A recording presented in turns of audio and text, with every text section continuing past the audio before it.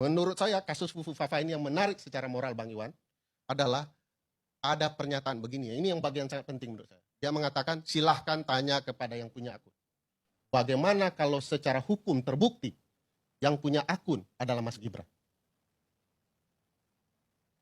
Kenapa pernyataan bohong itu dilakukan terbuka? Saya akan lebih menghormati kalau betul-betul nih kan.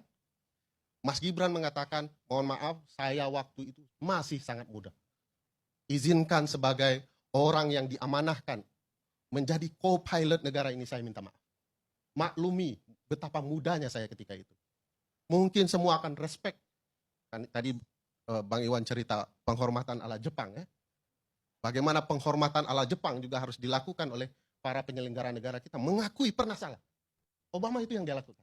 Saya pernah muda, saya pernah salah. Sebagaimana anak muda-muda lainnya. Nah ini kemudian membantah. Saya memang lupa sebagai anak muda ditawarkan private jet, saya naik. Gratis. Tapi begitu dikatakan nebeng, ini kan ada problematika moralitas. Ceto welo-welo itu gratifikasi. Dan KPK masih bela. KPK bilang bahwa karena ini adalah fasilitas negara, maka bisa dikonversi dengan pergantian uang. KPK juga immoral. Bagaimana mungkin pesawat private jet dikatakan fasilitas negara? Nah, paling menarik pasal 169 huruf J. Undang-Undang 7 yang bicara soal syarat menjadi presiden. Katanya, apa yang dijadikan syarat adalah seorang presiden dan atau wakil presiden tidak boleh cacat etika dan moral, baik menurut agama, masyarakat, dan lain-lain.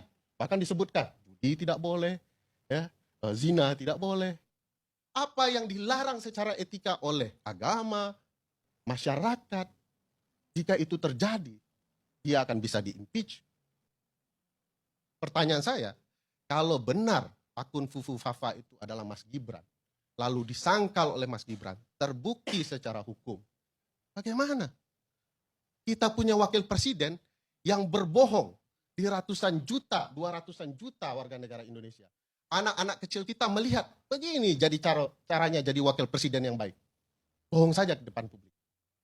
Maka peristiwa immoral ini diperbolehkan secara ketatanegaraan untuk kemudian di-impeach. Pertanyaan besarnya adalah, beranikah anggota DPR mengusulkan bahwa pendapat DPR, wakil presiden Republik Indonesia, jika sudah dilantik tanggal 20 Oktober jam 10, telah melakukan pelanggaran, terbukti tidak lagi memenuhi syarat menjadi wakil presiden karena melanggar pasal 169 huruf E dan huruf J Undang-Undang Pemilu.